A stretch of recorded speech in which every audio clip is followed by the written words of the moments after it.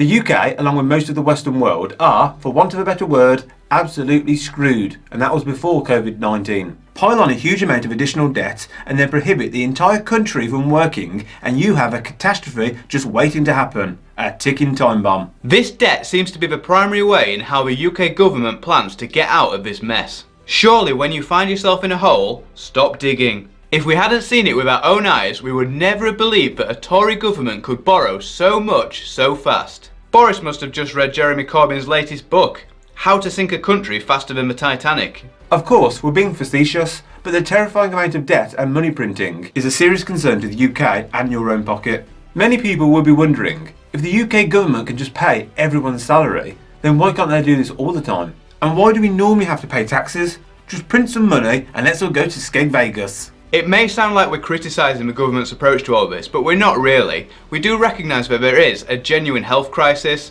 It could have been handled a lot better, yes, but it could have also been handled a lot worse. In this video, we're going to talk about how the UK government are going to pay for everyone's salary. Let's check it out.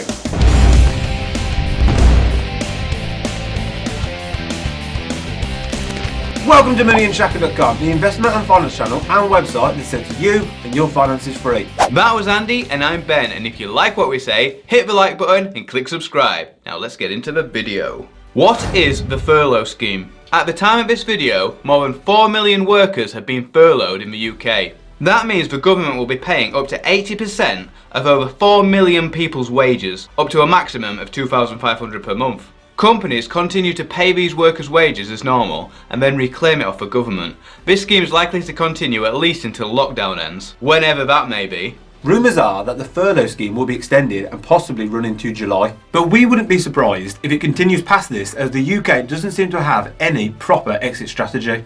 According to Wired, 1 in 4 UK workers, or 9 million people, are expected to be furloughed during the coronavirus crisis as businesses struggle to survive. What is the cost? The latest figures we've seen suggest that the furlough scheme could reach £42 billion. But that was before the scheme was extended by a month. And if it keeps going for a few more months and the number of furloughed staff increases, we can easily imagine that that figure would reach £100 billion. That's not money the government will get back. These are not loans. That money will have disappeared like a fart in the wind. The real question is what it would cost if the UK government doesn't pay for everyone's salary. The effects would be unthinkable. Mass unemployment and severe long-term damage to the economy.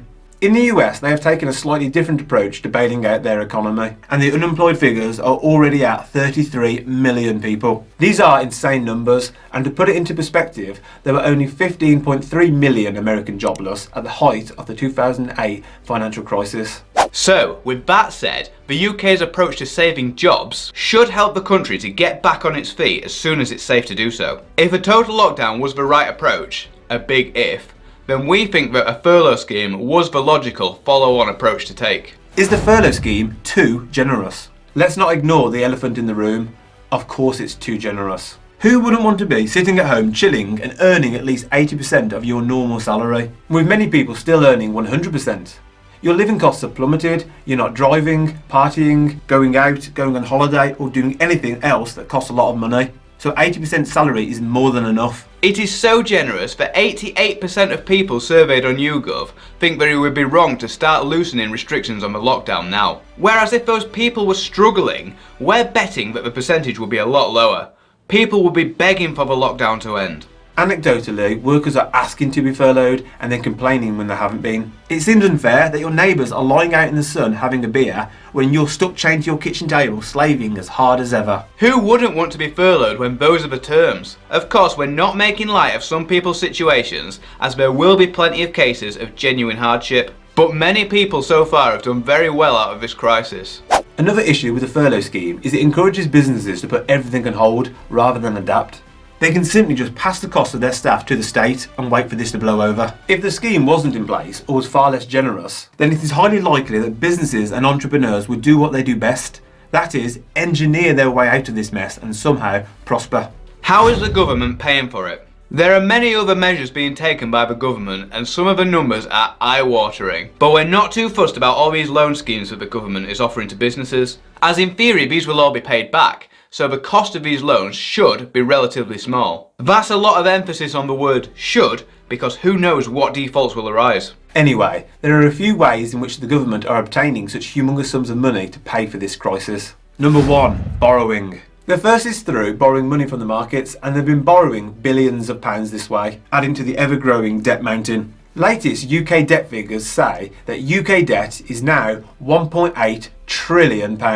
But factor in other liabilities, and some sources are saying that UK debt is as much as £4.8 trillion. That's £78,000 for every person in the UK. Can the government really afford this? Absolutely not. But they will raise it anyway. Debt is just delaying the inevitable. A big nasty bill for future generations. According to The Independent, some analysts expect government borrowing to top £200 billion in the current financial year. This is ridiculous. Who's going to pay for this? Labour were constantly berating the Conservatives to end austerity after the financial crisis in 2008. But the hard truth is that austerity didn't even start. If national debt is always increasing, it means that we're still living beyond our means. How can it be austerity if you're still borrowing to cover normal day-to-day costs? We as a country have been living way beyond our means for far too long, but nobody's brave enough to put an end to it. As you can have an overdraft with your local bank, the government effectively has one with the Bank of England, known as the Ways and Means Facility. The borrowing limit on this overdraft is relatively small at 400 million, but it has effectively been made unlimited during the corona crisis. This overdraft is to be used as a reserve, but in 2008 the government tapped it up for £20 billion. This overdraft will likely be paid back quickly using additional borrowing. Number 2. Print money. Quantitative easing. We don't know why it's called quantitative easing. A more appropriate name would be state-sponsored theft.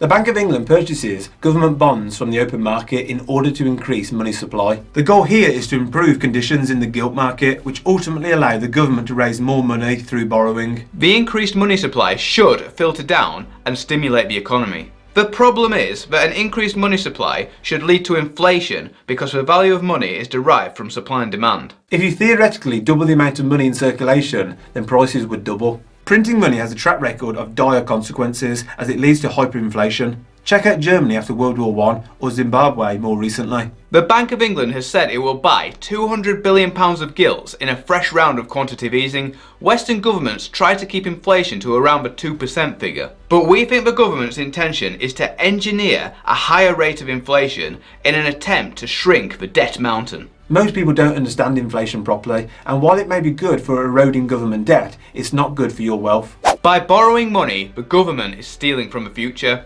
By printing money, they are stealing from the value of your savings. Either way, it is you and your children who are paying for this furlough scheme. Question of the day. What are your thoughts on the ever-growing UK national debt? Let us know in the comments below. Thanks for watching! On this channel we talk a lot about personal finance, investing and all things money. And if you want to see more great content, please click the subscribe button below. This is MoneyUnshackled.com. See you next time.